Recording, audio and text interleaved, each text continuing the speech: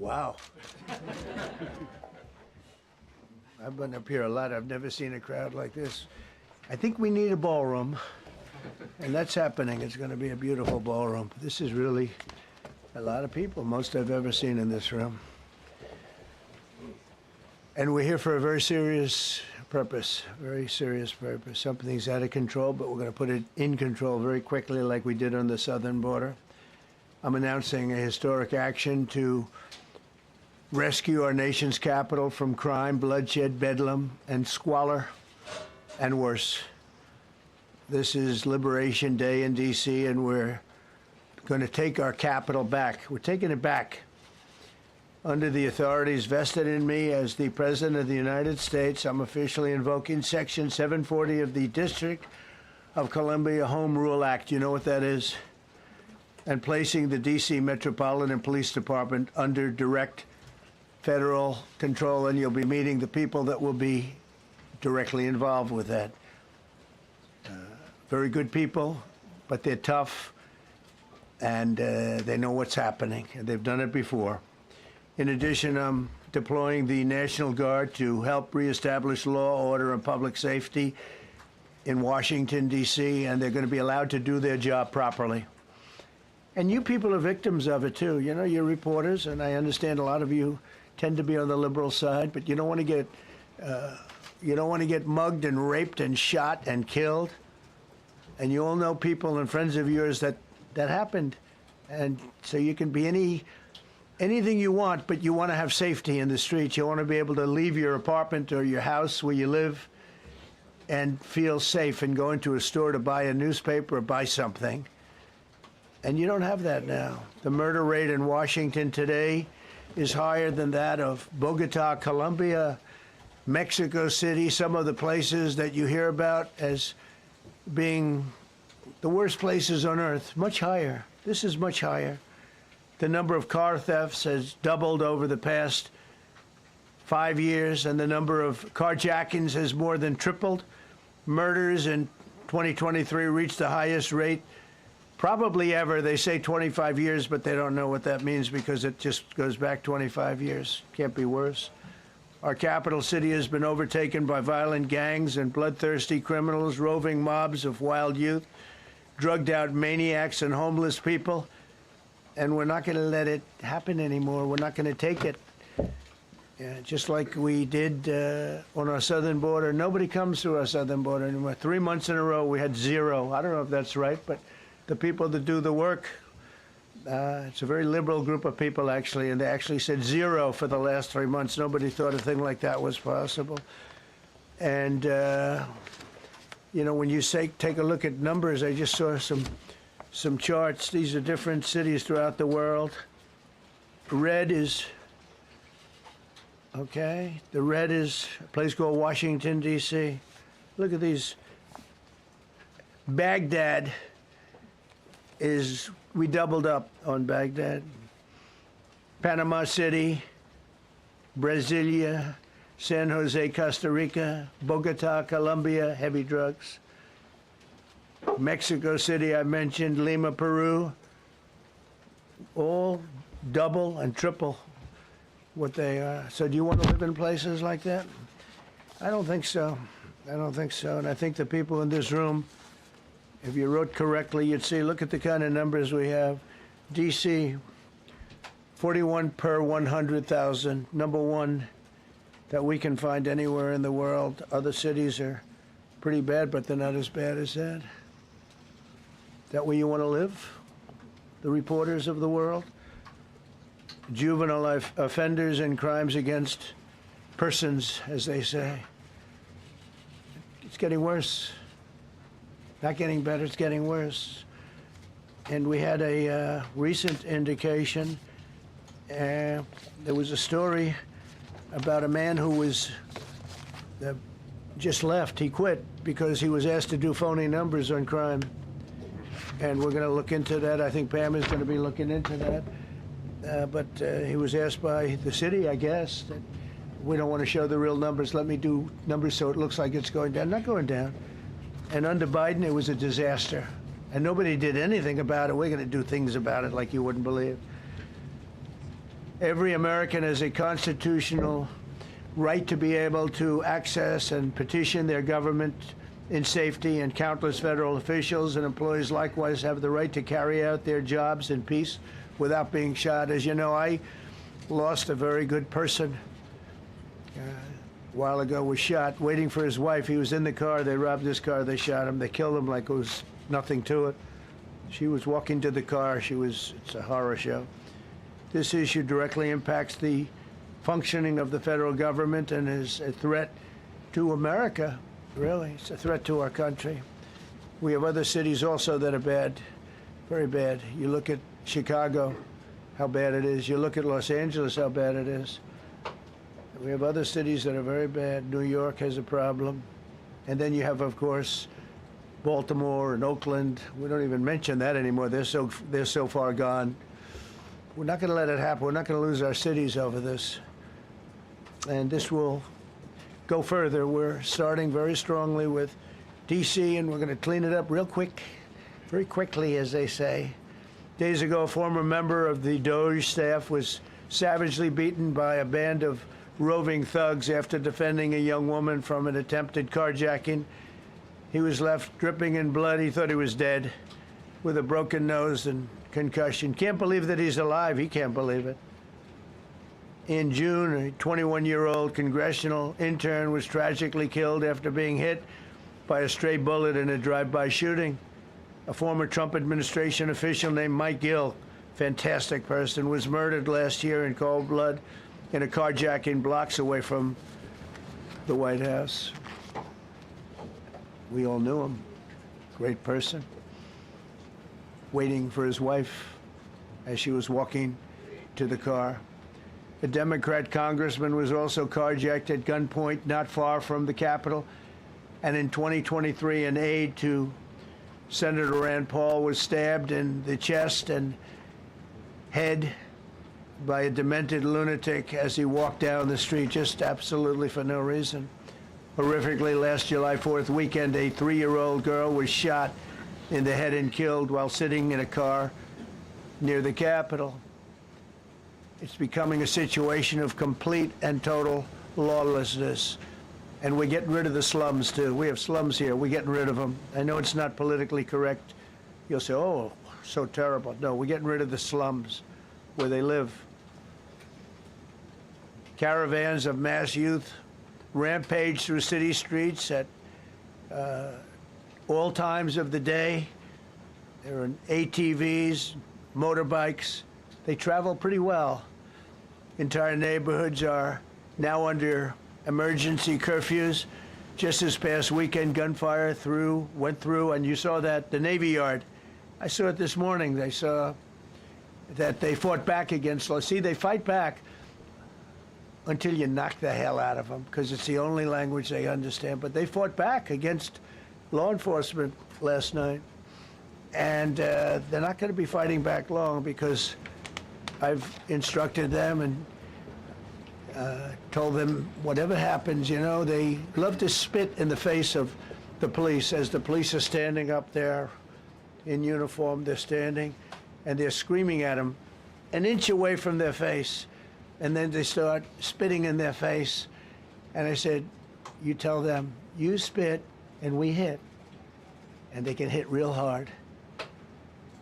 It's a disgusting thing. I've watched that for years, for 3-4 years. I've watched them. The police are standing, and they're told, don't do anything under any search. So and you can see they want to get at it. And they're standing there, and people are spitting in their face, and they're not allowed to do anything. But now they are allowed to do whatever the hell they want. This dire public safety crisis stems directly from the abject failures of the city's local leadership. The radical left city council adopted no cash bail.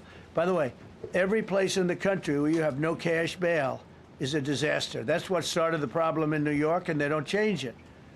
They don't want to change it. That's what started it in Chicago. I mean, bad politicians started it, bad leadership started it, but that was the one thing that's central, no cash bail. Somebody murders somebody and they're out on no cash bail before the day is out. We're going to end that in Chicago. We're going to change the statute. I spoke with Pam and Todd and everybody. We're going to change the statute, and I'm going to have to get the Republicans to vote because the Democrats are weak on crime. Totally weak on crime. They don't know why. They want to stop because they get mugged too. But we're going to change no cash bail. We're going to change the statute and get rid of some of the other things. And we'll count on the Republicans in Congress and Senate to vote. We have the majority, so we'll vote. We don't have a big majority, but we've gotten everything, including the great, big, beautiful bill. Got that done, and that's one of the greatest things that's ever happened to people in this country. They're starting to figure it out, how good it is. Biggest tax cut in history. So many things. But we'll be able to get that done. So, Todd, if you and Pam can draw up things working with the people, we will. I'll get it passed. We'll get it passed with the Republicans. Probably won't get, think of this, probably won't get one Democrat vote because they have no idea what they're doing. That's why they want men playing in women's sports. That's why they want transgender for everybody transgender. And they just got walloped in an election, in a landslide, and they haven't changed one thing. I saw the other day the certain gentleman who was a very well-known politician, Democrat, was fighting like hell that men should be allowed to play in women's sport. They just don't get it. They said it's an 80-20 issue, and I think it's a 97-3 issue. And I don't know who the three are. I've never heard anybody nobody's ever come up to me, sir, you have to let men play in women's sports. You have to do it, sir. Nobody's ever approached me. I don't know where this issue even comes from. Never seen anything like it.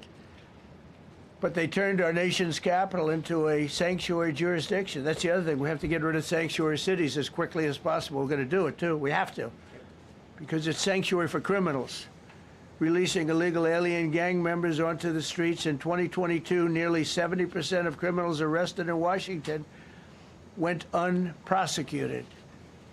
That's not going to happen with the group we have standing aside and standing behind me. And at the Metropolitan Police Department, it's now reached a small number relatively compared to what it was, but it's thousands of people. You know, we have thousands of police. I was told today, sir, they want more police. I heard a number, 3,500 police. That's a lot of police. 3,500. I thought they were going to say, we only have 30 policemen or women. They said, we have 3,500. We need more. You don't need more. That's so many. I never heard. That's like an army. How could you need more than 3,000? It just happened 2 minutes ago. Sir, they've requested more police. Oh, what do they have? About 3,500. I said, 3,500? This is not a big area. It's ridiculous. What you need is rules and regulations, and you need the right people to implement them. And we have the right people here, that I can tell you. Look at the border. Biden said there's nothing you can do. Kamala was the border czar. She never called one of the Border Patrol agents who are great. ICE is great. Never spoke to anybody. Never went there. But she was the border czar. And everybody said it was impossible to fix. I fixed it in 3 months. No, really. I fixed it the first week, but really fixed it over the last couple of months. And I mean, literally to a point where, as I said, 0 illegals entering our country in the last 90 days. Pretty amazing. It's time for dramatic action. We're going to do the same thing over here. It's going to be a very safe city very soon. We're not looking to just take years, because a lot of people die in years. And we've got incredible people in this country, except we have to allow them to do their job. And that we will deliver like nobody's ever delivered before. I actually think it's easy. You know, if you're competent, it's easy. If you're incompetent, it's impossible. But I'm very competent. Last week, my administration surged 500 federal agents into the district, including from the FBI, ATF, DEA, Park Police, the U.S. Marshal Service, the Secret Service, and the Department of Homeland Security. You know, a lot of nations, they don't have anything like that. They got some police, and they're rough police. They don't have DEA, ATF, FBI, Park Police, U.S. Marshal Service, Secret Service, Department of Homeland Security. They got some police, but they're rough police, and they do their job. They don't have crime. We're not going to have crime either. They made dozens of arrests, and that's what starts to happen. Again, cashless bail. Watch what we do with that. Today, we're formally declaring a public safety emergency. This is an emergency. This is a tragic emergency. And it's embarrassing for me to be up here. You know, I'm going to see Putin. I'm going to Russia on Friday. I don't like being up here talking about how unsafe and how dirty and disgusting this once beautiful capital was, with graffiti all over the walls. It's another part of it, by the way, because we're talking about safety, but we're also talking about beautification. We have the most beautiful, potentially, capital in the world. We always had. But people come from Iowa, they come from Indiana, they come and then they get mugged. Not going to happen. Keep coming, because by the time you get your trip set, it's going to be safe again, and it's going to be clean very quickly. We're going to replace the medians that are falling down all over the roads. We're going to replace the potholes. We're going to put a nice new coat of asphalt over the top.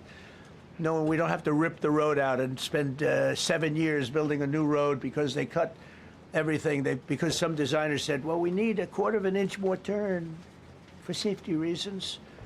No, we're going to do it right. We're going to get it done quickly. So today we're declaring public safety emergency in the District of Columbia, and Attorney General Pam Bondi, who's fantastic, is taking command of the Metropolitan Police Department as of this moment. And I'll be making the appropriate notifications to Congress and to the mayor, our new DEA administrator, who's one of the top in the country. He better be Terry. If you're not, I'm going to get rid of you so fast. Terry Cole. Terry, thanks. Very good. We just got him. Most highly recommended person. And you'll be designated as the interim federal commissioner of the Metropolitan Police Department. Okay? And you run them tough. They're good. You have a lot of good people. You have people that shouldn't be there. You also have people that shouldn't be there. They got in there because of woke. But you have a lot of great police. And those people are the ones that want to help you. This city will no longer be a sanctuary for illegal alien criminals. We will have full, seamless, integrated cooperation at all levels of law enforcement, and we'll deploy officers across the district with an overwhelming presence. You'll have more police, and you'll be so happy, because you'll be safe. When you walk down the street, you're going to see police, or you're going to see FBI agents. We're going to have a lot of agents on the street. You're going to have a lot of, essentially, military, and we will bring in the military if it's needed. By the way, we're going to have National Guard, but Pete Hegseth will tell you about it. We will bring in the military if needed. People say, oh, that's so terrible. He's going to bring in, it's been used many times over the years. I don't think we'll need it. I think we've got so many great people, including the people that are in the police department with proper leadership. They'll immediately begin massive enforcement operations targeting known gangs, drug dealers, and criminal networks to get them the hell off the street, maybe get them out of the country, because a lot of them came into our country illegally. They shouldn't have been allowed in. They come from Venezuela. They come from all over the world. We're going to get them the hell out. They won't be here long. But some of these people, a lot of them, are homegrown criminals. And these are bad people. These are rough people. And this is just a list of some of the people that were given to me today that were criminals removed from the D.C. streets this weekend. They were rough and tough. But we're rougher and tougher. Look at these people here. Nothing, you know. They're not going to be your local school teacher. Look at this guy. He has killed people numerous times. They're not going to be an asset. They will never be an asset to society. I don't care. I know we all want to say, oh, they're going to be rehabbed. It's not going to be rehabbed. I'm going to ask Doug Burgum to come up and say a couple of words, because he's in charge, as you know. He's Interior, but he's in charge of the U.S. Park Police. And I've heard so many great things about the Park Police. They're proud of it. They've been there for a long time. Their families oftentimes grow into the roles. They love the country. They love this area. So, Doug, could you say a few words, please? Thank you, Mr. President. On behalf of the U.S. Park Police, this is the oldest federal police force in the nation. They were formed in 1791 by none other than President George Washington. They've got the awesome responsibility of protecting our nation's most sacred monuments. In the National Mall, Washington Monument, Jefferson Memorial, Lincoln Memorial, Statue of Liberty, and out west, the Presidio and the Golden Gate area. These folks have tens of millions of visitors a year, the kind of people that President Trump's talking about that come from around the country and around the world to see our sacred and learn about our history and our sacred monuments.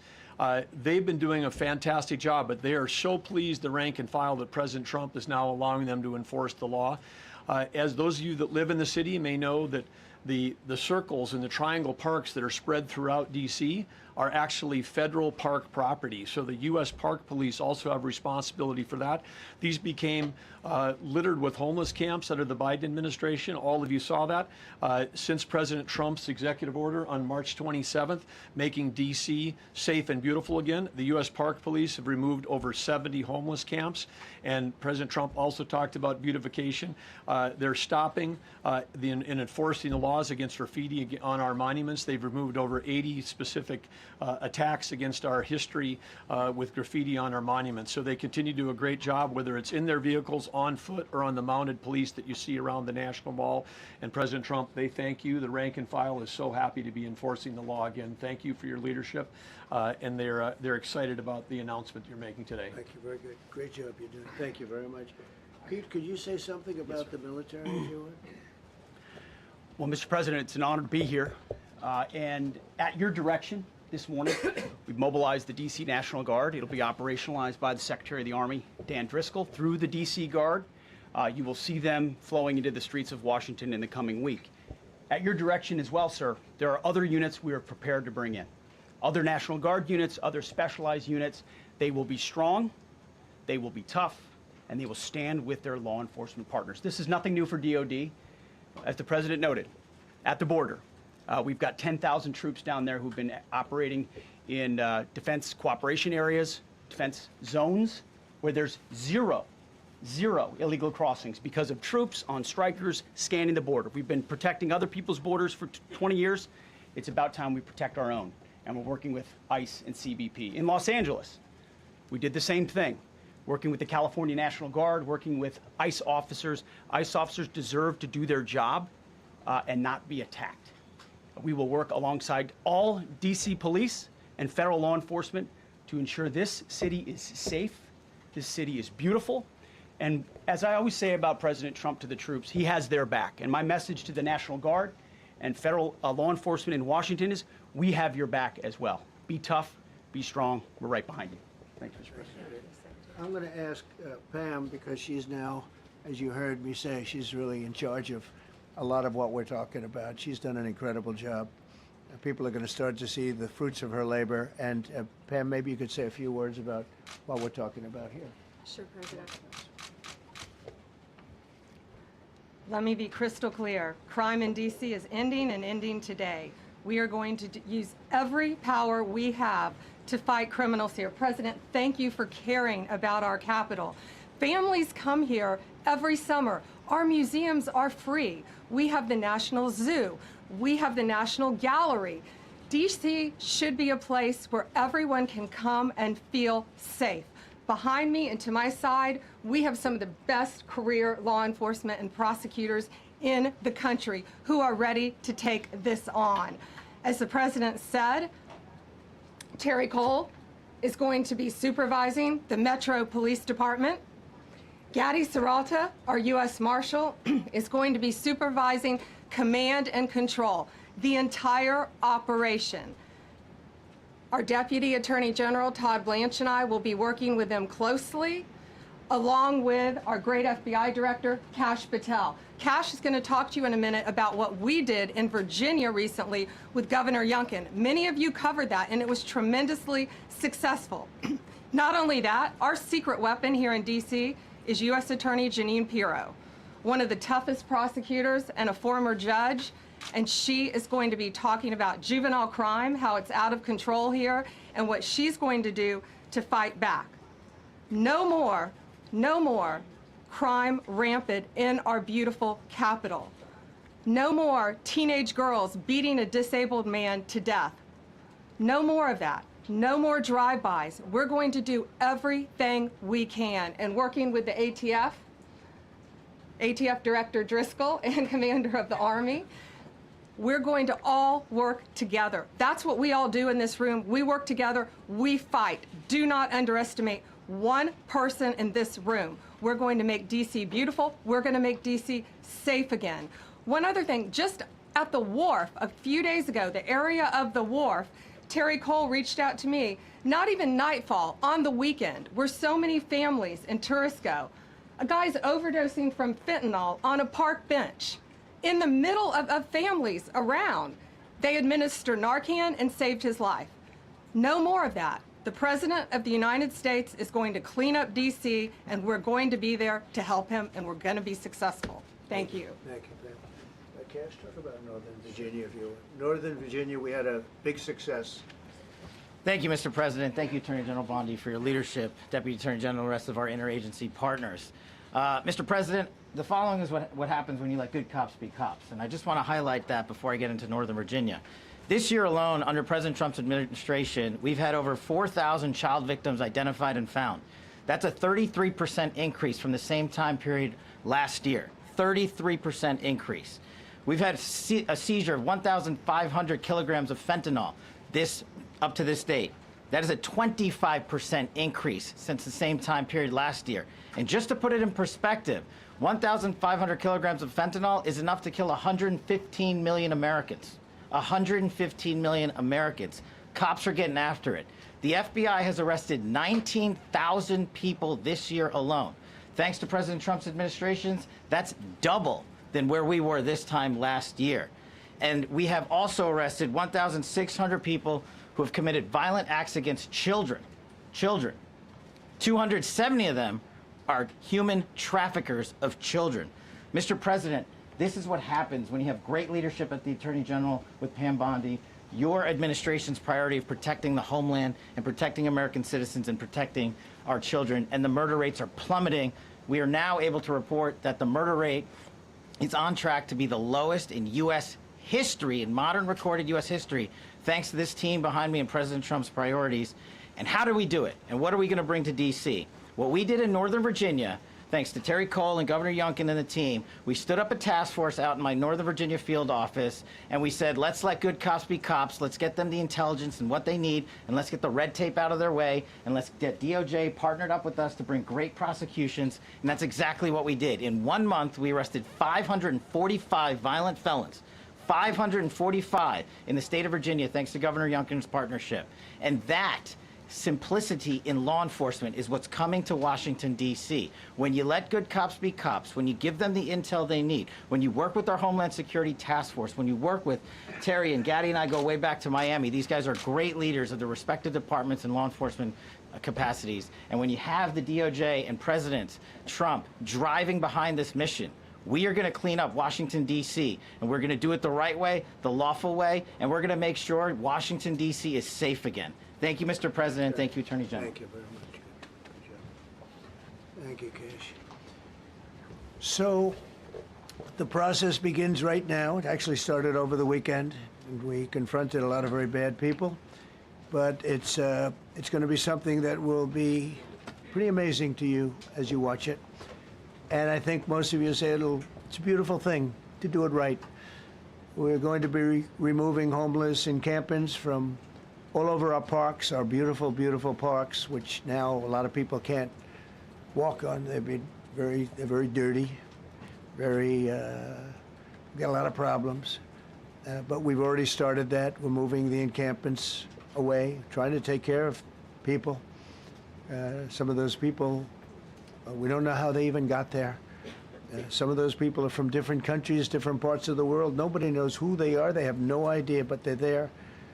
We're getting rid of the people from underpasses and public spaces from all over the city. There are many places that they can go, and we're going to help them as much as you can help.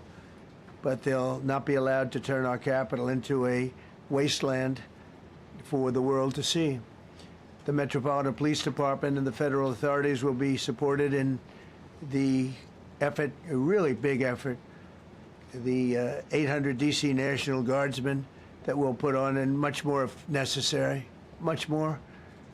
You remember I said, I offered 10,000 once. Remember I said to a certain person, a person who I thought always was highly overrated, not very competent, but I said, if you need them, we'll give you 10,000 of the military or the National Guard. They turned me down.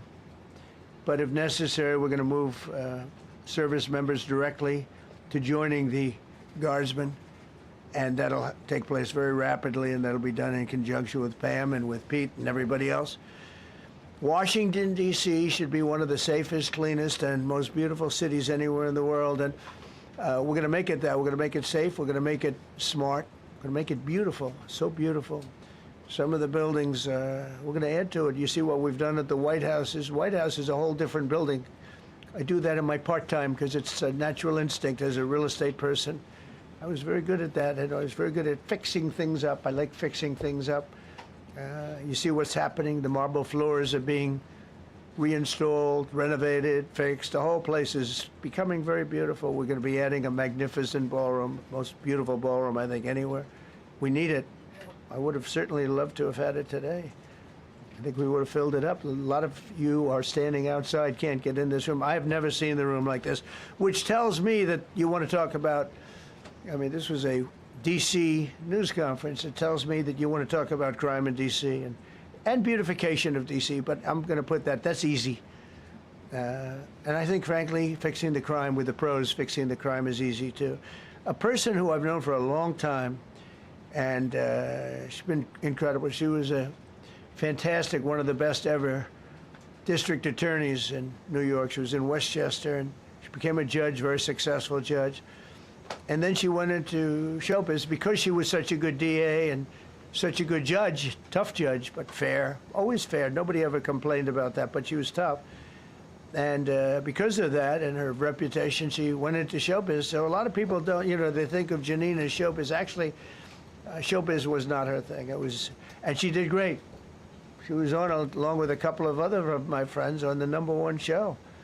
And she did great, but this is what she loves doing. This is really her baby. What she's going to do is going to be incredible. And I'd like to speak for just a few seconds on what she has in mind, what she wants to do. We're going to be appointing some judges. We have some open spots, and we're going to take people, because the judges are letting killers out. They just say, go, that's okay, don't worry about it. So we're putting some, Pam recommended, Todd recommended, some judges that are great. Janine recommended. Janine's given me 3 great candidates already. We have about 10 open spots, and we could probably create some more. We need them. Janine, would you say a few words, please? Thank you very much, Mr. President, and thank you, Madam Attorney General, and to all my partners here. We all want the same thing. We all want a safe city. We want a safe capital. We want to be able to bring our families here. We want to be able to come and enjoy the history that makes this place great. And unfortunately, we are not in that position right now. And Mr. President, I want to thank you for taking the step that we need right now to make criminals understand that they are not going to get away with it anymore. And I'm not going to stand here and go over and over the cases. But what I can tell you is this.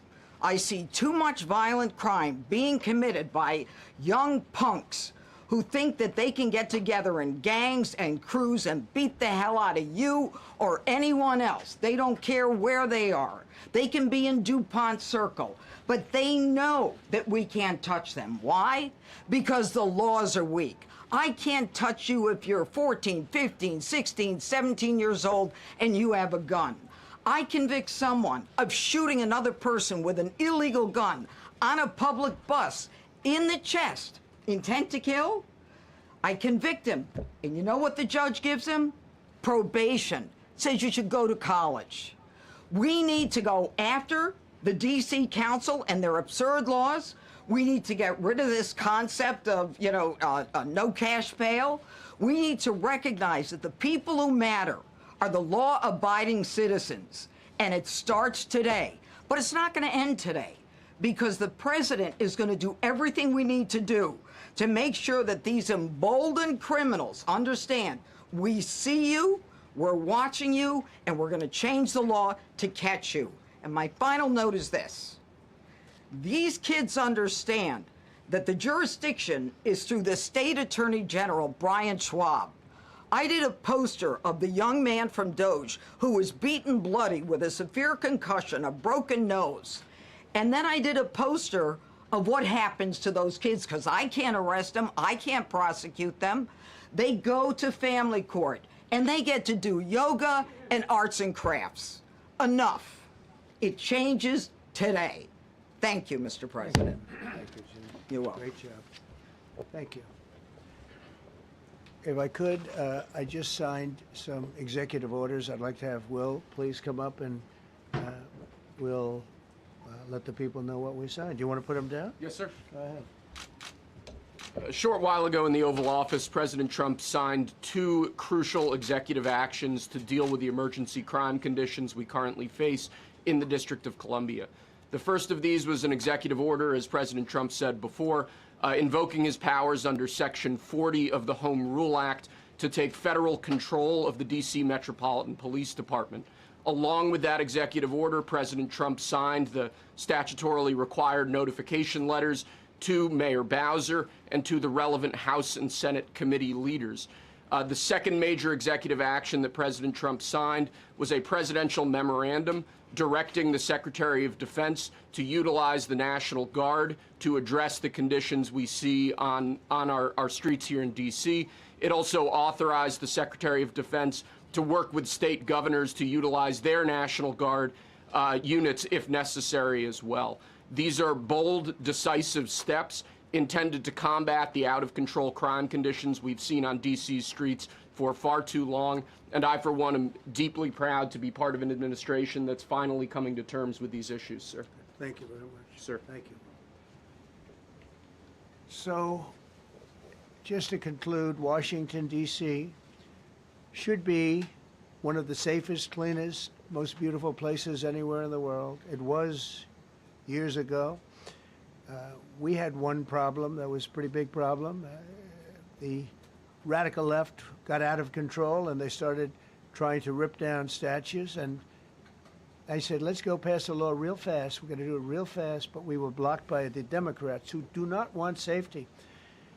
Nobody gets it. I don't get it. They don't get it, because they can't get votes. I don't know how they can win an election with this, but they don't want safety. And I found an old statute, very old, early 1900s, that said if you so much as touch or even think about destroying a statue or a monument in Washington, D.C., you go to jail for 10 years with no probation, no anything. In other words, slightly different than we have today. Today we have cashless bail. Today you get jailed 10 years. No curtailed sentence, 10 years.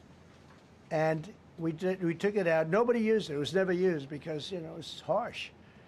And you remember they started to rip down the statue of Abraham Lincoln. I said, that's a tough one to rip down.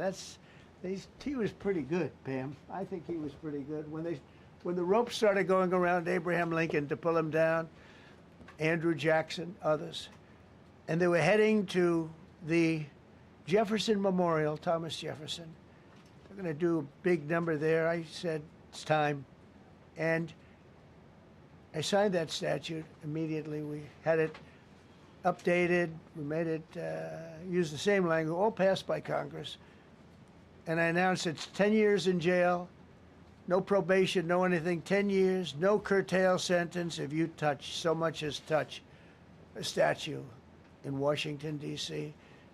And it was an amazing sight, beautiful sight. Everybody just left. The ropes were hanging around Andrew Jackson, and there were 2 ropes around Abraham Lincoln. They left the rope, but everybody just left. And that was the last problem we ever had. You know, that was the last problem that we ever had with the statues. They were going wild, and somebody came to me and said, sir, in 1910, I don't want to give you an exact, because you'll say, Donald Trump gave us wrong dates around like early on. You know, if I'm slightly off, they make you sound a little bad. So I won't put myself in that position. I won't put you in that position, because I think everybody agrees with what we're doing today. But when I signed that thing, it was like a miracle. Everybody left. They were gone. They were starting to march down. They started the march toward Thomas Jefferson, and I figured he was always going to be safe. But they found something with him, and they found something with Abraham Lincoln, and even in the name George Washington in California, numerous places changed the name of George Washington High School and various other places. They took George Washington's name. This was a sick, woke culture that I think we've largely ended. And a lot of those people that were woke are now turning out to be the opposite. I won't go so far as to say MAGA. It's a very special category. But they've gotten out of that. But we have people that love this country, and they love this really beautiful capital. It is. I flew over it the other day, and I said, what a beautiful place. But if there's crime all over the streets, when you get there, it doesn't look so beautiful. But we're going to make it beautiful again. We're going to fix it with crime, and we're going to also, as we're doing that, we're going to start doing things that we know how to do, that I know how to do better than anybody, I guess, because of my experience from previous life. But not only are we stopping the crime, we're going to clean up the trash and the graffiti and the grime and the dirt and the broken marble panels and all of the things they've done to hurt this city. And we're going to restore the city back to the gleaming capital that everybody wants it to be. It's going to be something very special. All of these people are really tough. Could I shake your hand, Gaddy, please? You're going to be so important here. You're going to be that guy. I hope I don't have to fire him in 2 weeks because he's too soft. I don't think he's too soft. If I do, I will, though. Is it okay if you're soft, weak, and pathetic like so many people? I will fire you so fast. You're not going to have to worry about that. No, I think you're going to do a fantastic job. And everybody in this room, they may not express it, but they all want that to happen. You know, they want to be safe, and they have families too. So it's an honor to have such a large group. I've done this for years now, hard to believe. I've never seen this room so packed. In fact, I'm sure it's a violation of every fire code. But we'll let you stay anyway. You're taking a chance. And with that, we'll say, maybe if you could, oh, wow. We could be here all day long. If we could keep the first questions, perhaps, to this subject, and then we'll go on to a few others. Please. Mr. President, thank you so much. Can you talk about how personal of an issue this is? We talked about flying over the Washington Monument and seeing the pride of what D.C. is, and do you believe that the status of the city, the cleanliness, the way that crime is low, is a direct reflection on how the country is run? Yeah, I do. I think the Capitol, look, everyone comes here. They're all coming. All the leaders, they're all wanting to come.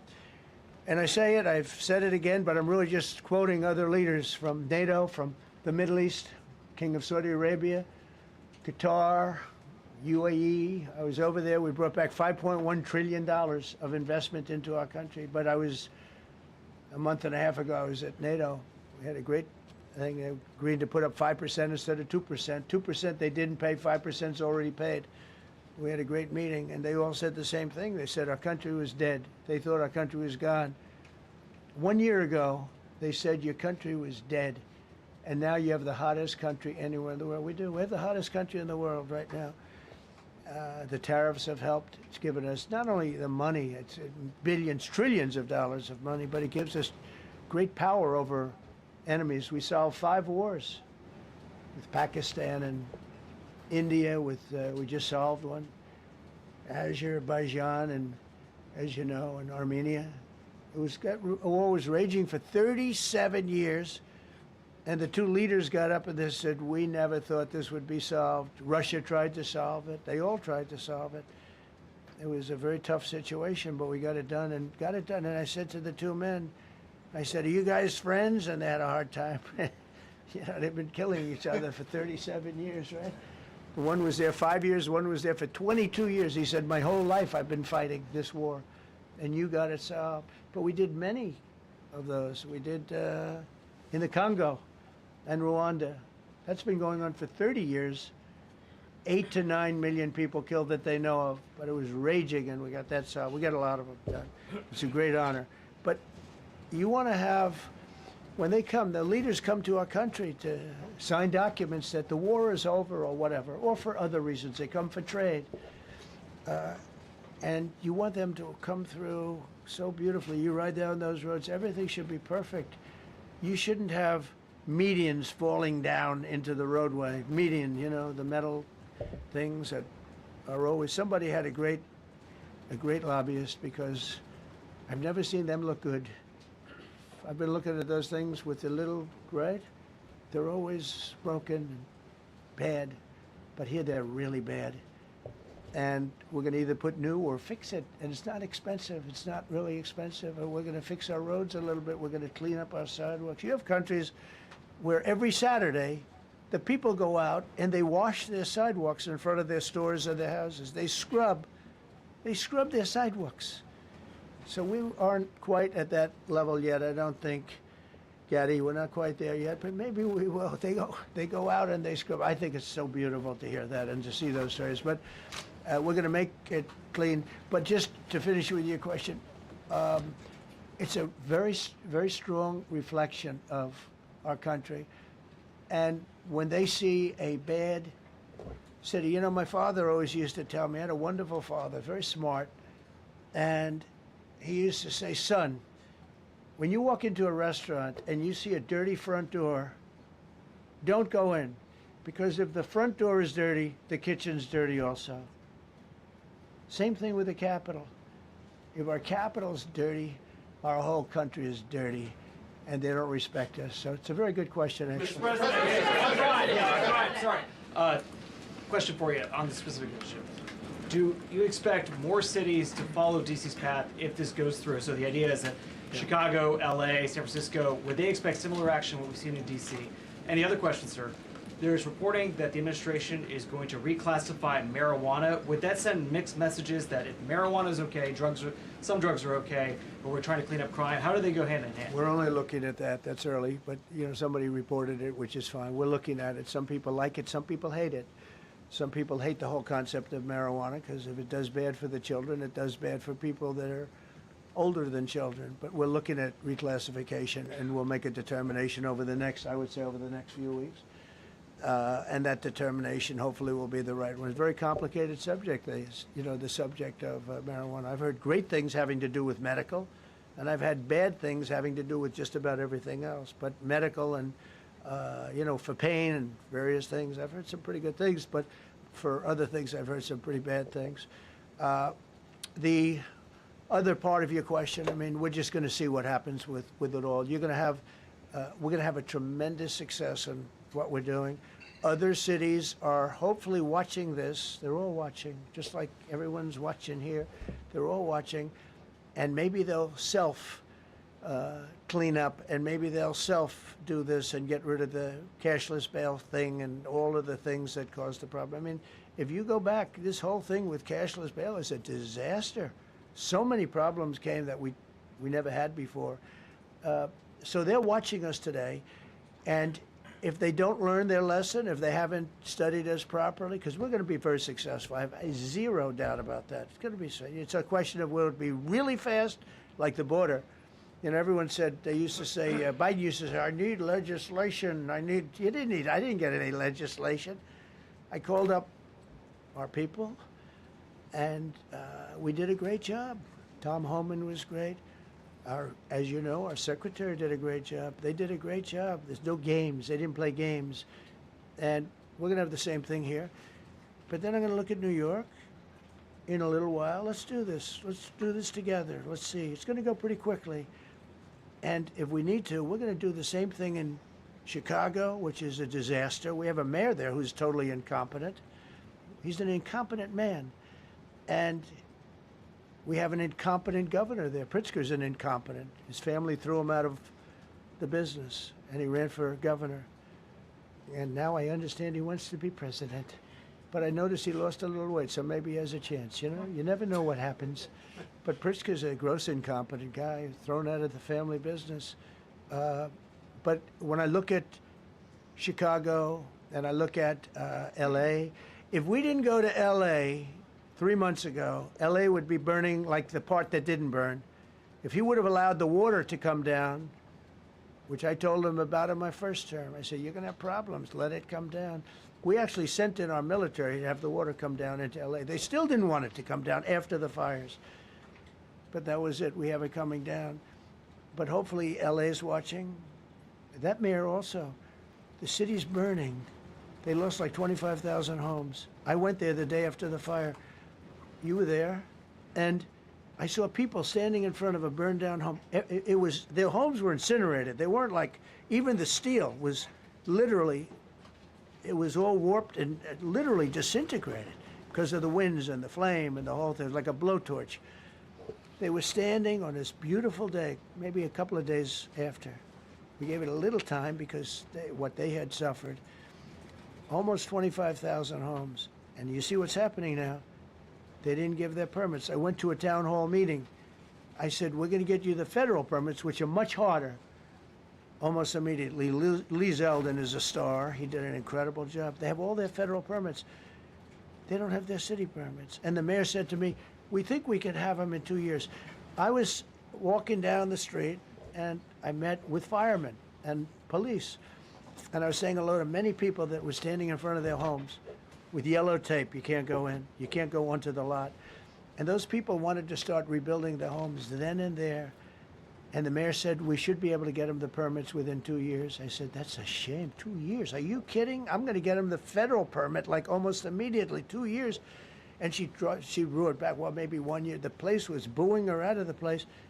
They don't have their permits to build their homes. And now they're talking about putting, this is among the most beautiful areas in the country. Now they're talking about putting low-income housing there. Can you believe this? I love low-income housing. I made money with low-income housing. I built low-income housing. I know more about low-income housing and luxury housing. I know about everything real estate. They want to replace some of those homes with low-income housing. They haven't gotten their permits yet. We've gotten all the federal permits, which are much tougher to get, and it was done almost immediately through Lee Zeldin and Federal Environmental.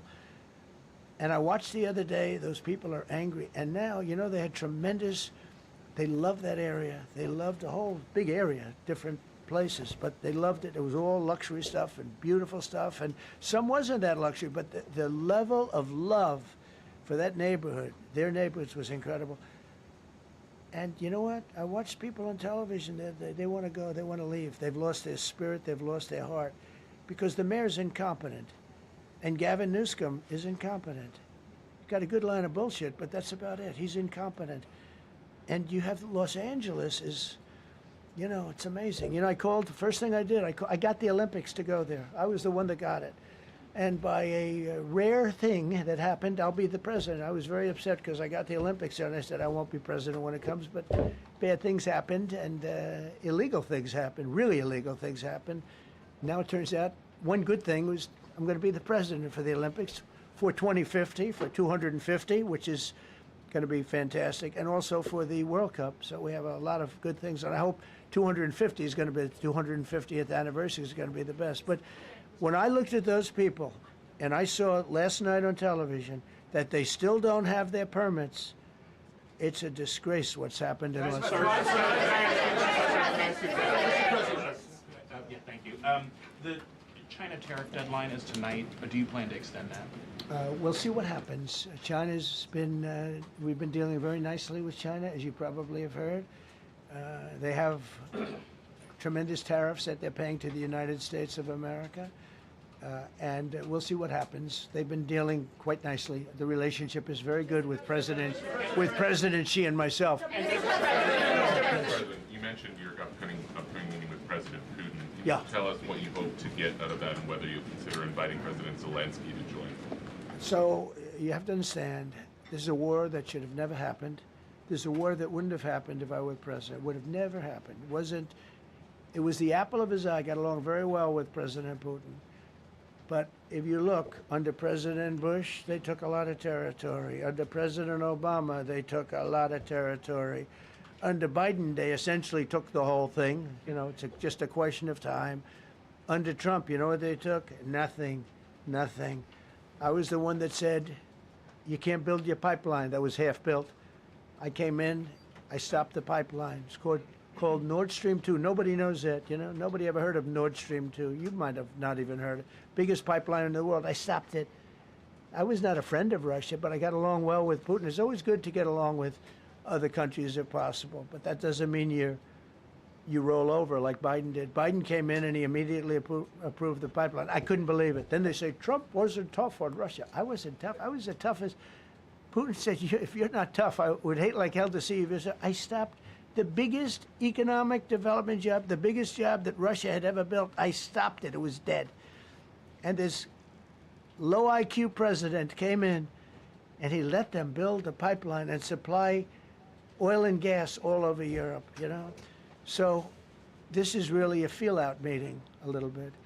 And President Putin invited me to get involved. He wants to get involved. I believe he wants to get it over with. Now, I've said that a few times, and I've been disappointed because I'd have like a great call with him, and then missiles would be lobbed into Kiev or some other place, and you'd have 60 people laying on a road dying. I said, that's cold, that's cold. But it's a violent war. 5,000 to 7,000 people a week are dying. And you know, there's nobody from here. They're all Russian and Ukrainian people, and some people from the cities, much smaller number, but still, those missiles do damage and they kill a lot of people, but mostly soldiers. And they're young soldiers, although in the case of Ukraine, they're getting much older. They're drafting 60-year-olds now. It's a terrible thing to witness, and I think I have an obligation. Look, this is Joe Biden's war. This is not my war. I made a deal with NATO a month ago. You covered it very accurately, actually. We don't pay anything anymore. You know, we're not paying anything. They are buying things from us, and NATO is paying us. I got it raised from 2% of GDP to 5%. And they're paying us for everything that we send. We're not paying. But Biden approved $350 billion. Europe has spent $100 billion. The money that's been spent and the death is incredible. It's the worst thing that's happened, by far the worst that's happened since World War II. So I'm going in to speak to Vladimir Putin. And I'm going to be telling him, you got to end this war. You got to end it. And he wasn't going to mess with me. This war would have never happened. You know, we had a discussion about it one time, and we never had that discussion again. Would have never happened. And when the election was rigged, and then Biden took office, which was barely took office, the auto pen took office, bad things started happening. Bad things, stupid things were said. And it ended up in a war. And you know, and I don't believe this will happen anymore because I have that pretty well covered. This could end up in a third world war. This could have been a third world war. I don't think that's going to happen now. But I thought it was very respectful that the president of Russia is coming to our country as opposed to us going to his country or even a third-party place. But I think we'll have constructive conversations. Then after that meeting, immediately, maybe as I'm flying out, maybe as I'm leaving the room, I'll be calling the European leaders who I get along with very well. And, you know, I have a great relationship, I think, with all of them. And I get along with Zelensky, but, you know, I disagree with what he's done. Very, very severely disagree. This is a war that should have never happened, wouldn't have happened. But I'll be speaking to Zelensky. The next meeting will be with Zelensky and Putin, or Zelensky and Putin and me. I'll be there if they need. But I want to have a meeting set up between the two leaders. I was a little bothered by the fact that Zelensky was saying, well, I have to get constitutional approval. I mean, he's got approval to go into war and kill everybody, but he needs approval to do a land swap because there'll be some land swapping going on. I know that through Russia and through conversations with everybody to the good, for the good of Ukraine. Good stuff, not bad stuff. Also, some bad stuff for both. So there's good and there's bad. But it's very complex because you have lines that are very uneven. And there'll be some swapping. There'll be some changes in land, and the word that they will use is, they make changes. We're going to change the lines, the battle lines. Russia's occupied a big portion of Ukraine.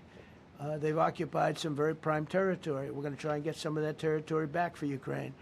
But they've taken some very prime territory. They've taken largely ocean, in real estate we call it oceanfront property. That's always the most valuable property.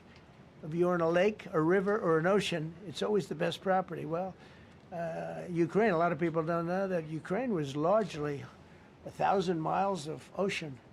That's gone. Other than one small area, Odessa, it's a small area. There's just a little bit of water left. So I'm going to go and see the parameters. Now, I may leave and say, good luck, and that'll be the end. I may say this is not going to be settled. I mean, there are those that believe that Putin wanted all of Ukraine. I happen to be one of them, by the way. I think if it weren't for me, he would not be even talking to anybody else right now. But I'm going to meet with him. We're going to see what the parameters are. I'm then going to call up President Zelensky and the European leaders right after the meeting, yeah. And I'm going to tell them what kind of a deal. I'm not going to make a deal. It's not up to me to make a deal. I think a deal should be made for both. I think Russia has to get back into building their country. It's a massive country. I think they have 11 time zones, if you can believe it. It's a massive, it's by far, from the standpoint of land, it's by far the largest. They have tremendous potential in Russia to do well. They're not doing well. Their economy is not doing well right now because it's been very well disturbed by this. It doesn't help when the President of the United States tells their largest or second largest oil buyer that we're putting a 50% tariff on you if you buy oil from Russia. That was a big blow. And then they say, gee, he wasn't so tough. Nobody else would have done that.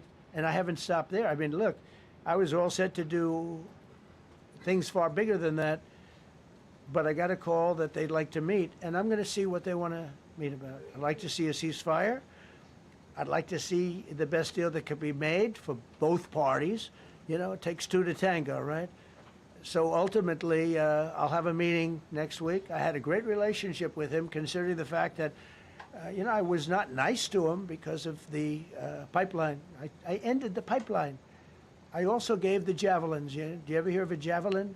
Javelin is called a tank buster. They say that Obama gave them sheets and I gave them javelins. If it weren't for me, all those tanks that were destroyed at the first days of the war because the tanks got stuck in the mud, some commander made a better. They would have been in Kiev in 4 hours going down the highway. But a Russian general made a brilliant decision to go through the farmland instead. And they just had torrential rains, and the rains were so bad, and it was mud, and those tanks got stuck in the mud. I don't know who that general is, but knowing Vladimir, he's probably not around any longer because all those tanks were stuck in the mud, and they went along with the javelins. I gave them the javelins. You know that, right? I gave them javelins. They gave them sheets. But I'm going to meet with President Putin, and we're going to see what he has in mind. And if it's a fair deal, I'll reveal it to the European Union leaders and to the NATO leaders and also to President Zelensky. I think out of respect, I'll call him first. And then I'll call them after. And I may say, lots of luck, keep fighting. Or I may say, we can make a deal. If not, I will tell you this. I've seen a poll coming out of Ukraine. 88% of the people would like to see a deal made. And if you go back 3 years, everybody was gung-ho for war. Everybody's gung-ho for war until you have it. It's an amazing thing. I had it with a couple of countries where I couldn't get a deal done with one particular country. And I just couldn't. The guy's great. He's a friend of mine. Great. Good leader. Tough as hell. I couldn't get the deal done. And then he went into war for a short period of time. You know where I'm talking about. First term. And it was nasty. Guys being killed all over the place. And he went through 1 week of war, and I was able to get the deal done. He said, this is nasty. Yes, please. Yeah, just to follow up on what you were saying there. First of all, Volodymyr Zelensky is not invited on Friday? He wasn't a part of it. I would say he could go, but he's gone to a lot of meetings. He's been there for 3.5 years. Nothing happened. And what is the definition? I mean, do you want somebody that's been doing this for 3.5 years What's the definition of a good deal? I'll tell you after I hear what the deal is. I was gonna ask Because you- there could be many definitions. You know, you're talking about a very large and complex situation. Now, I tell you, the war that I just settled with Azerbaijan and with, as you know, and Armenia was almost as complex as this one, having to do with routes, Successful trade. meeting on Friday with Vladimir Putin. Well, we're going to have a meeting with Vladimir Putin, and at the end of that meeting, probably in the first 2 minutes, I'll know exactly whether or not a deal can be How will you made. know that? Because that's what I do. I make deals. Mr. Yeah, President. please, go ahead. Yeah, thank you, Mr. President. I'm going to ask you two questions, one about China, one about Russia, if I could. On China, your administration agreed to send the most advanced or advanced NVIDIA and AMD chips. No, to obsolete. No. obsolete chip. Well, and then 15% of the You profits mean the come back. 20s? No. This is an old chip that China already has. And I deal with Jensen, who's a great guy, and NVIDIA. The chip that we're talking about, the H20, it's an old chip. China already has it in a different form, different name, but they have it. Or they have a combination of two will make up for it and even then some. Now Jensen Jensen's a very brilliant guy, and Jensen also has a new chip, the Blackwell. Do you know what the Blackwell is? The Blackwell is super duper advanced. I wouldn't make a deal with that, although it's possible I'd make a deal, a somewhat enhanced in a negative way Blackwell. In other words, take 30% to 50% off of it. But that's the latest and the greatest in the world. Nobody has it. They won't have it for 5 years. But the H20 is obsolete. You know, it's one of those things, but it still has a market. So I said, listen, I want 20% if I'm going to approve this for you, for the country, for our country, for the U.S. I don't want it myself. You know, every time I say like 747, I want, yeah, for the Air Force. So I just wanted, so when I say I want 20, I want for the country. I only care about the country. I don't care about myself. And he said, would you make it 15? So we negotiate a little deal. So he's selling a essentially old chip that Huawei has a similar chip, a chip that does the same thing. And I said, good, if I'm going to give it to you, because they have a, they have a stopper, what we call a stopper, not allowed to do it. It's really known as a restrictive covenant. And I said, if I'm going to do that, I want you to pay us as a country something, because I'm giving you a release. I released them only from the H20. Now, on the Blackwell, I think he's coming to see me again about that. But that will be a unenhanced version of the big one. Like, I don't know if you know it, we will sometimes sell fighter jets to a country, and we'll give them 20% less than we have. Do you know what I mean, right? That's the same. So on Russia, do you see a time, Mr. President, when there could be normal trade between the U.S. and Russia? Should your meeting go well? Should there be peace? I do, yeah. Russia has a very valuable piece of land. If Vladimir Putin would go toward business instead of toward war, it's a warring nation. That's what they do. They fight a lot of wars. A friend of mine said Russia's tough because they just keep on fighting. They beat Hitler, so did we. And they beat Napoleon. They've been doing this for a long time. I asked a question to a very, very smart man that some people like and some people don't like. Viktor Orban, right? From Hungary, the head of Hungary. And he's in that same area and knows the two countries very well. I said, this was before Biden didn't do anything to get us out of it. He could have gotten us out of that. It would have never happened. I said, so can Russia be beaten by Ukraine? He looked at me like, what a stupid question. He said, Russia's a massive country, and they win their country, and they win their life through wars. They fight wars. That's what they do. He said, China beats you with trade. Russia beats you with war. That was a very interesting statement. China's not beating us with trade, not when I'm in charge. But they were beating Biden with trade, but they never beat us with trade. Don't forget, China had to pay $400 billion worth of tariffs when I was last time. That was last time. And if we didn't have COVID, all of this stuff would already, we would be loaded. We're finding hundreds of billions of dollars of cash is pouring into our country now because of tariffs. And all we're doing is we're doing what they do to us. It's so beautiful to see it. They found last month, as you saw, $25 billion of excess cash flow. They say, where did it come from? I said, I'll tell you where it came from. It came from a place called tariffs, and we're doing very well. We're really doing well. But I expect to have a meeting with Putin that I think it'll be good, but it might be bad. And I'm here for one reason, to get rid of a war that somebody else started. Should have never happened. And if I could end it, great. Complex war, a lot of bad blood, But Zelensky's been there for 3.5 years. So if you put him in a room, now I will say this, ultimately I'm going to put the two of them in a room. I'll be there or I won't be there. And I think it'll get solved.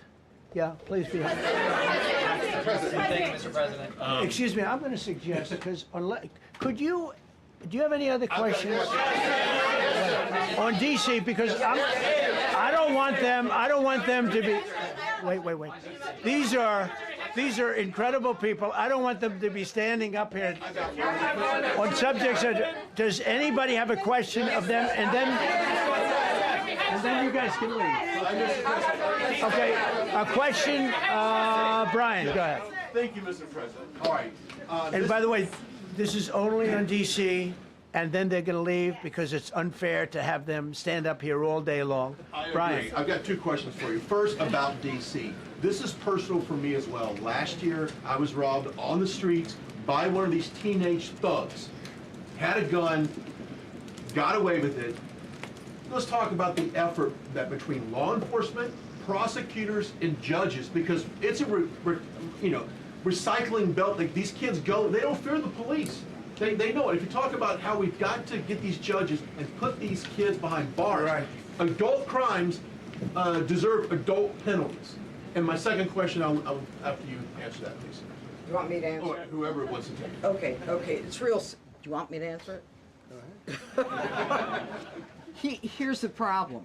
Assuming that they're 17 years, older than 17 years old, I can get the case. If they're under 18 years of age, I can only get the case if it's murder, rob one, rape, even if they shoot a gun but don't kill you, I can't get it. So the law has to be changed. As the president said, cashless bail. That has to be changed.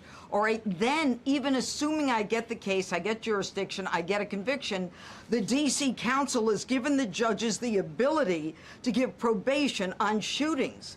And so then it's up to them. All of these things, the Youth Rehabilitation Incarceration Reduction Act, and now they want to seal records. So if we work hard, we get a conviction, they want to wipe it out. So that needs all to be changed. Okay, Mr. Question. Pam, would you answer that also? Yeah, and just back to that topic. Let's be clear, though. We're going to charge them, and we're going to track every single thing they do throughout every step of the court process and report back to you and let all of you know what's happening to them. Because the people who are prosecuting them, the judges who are trying them, they also need to be held accountable. Mr. President, you also made a comment. This is the most people we've ever seen in this briefing. I've never seen ever, right? Yes. I've never seen any. Where's Caroline? Where's my superstar? Caroline. Is Caroline in the back? Where's Caroline? Come here, Caroline. Come here, Caroline. Come here. Is she doing a good job, by the way? Come here, Caroline. Is this the largest crowd that you've ever seen? This is definitely the most packed briefing, and I think all of you would agree. I think it's why we need to build a ballroom. Mr. President, I have a better idea. All right, Brian, go ahead. My question is this. You're building the big, beautiful ballroom. Yeah. Could we build a big, beautiful briefing room, updated technology, more seats? I don't want to do that. I don't want you to be comfortable.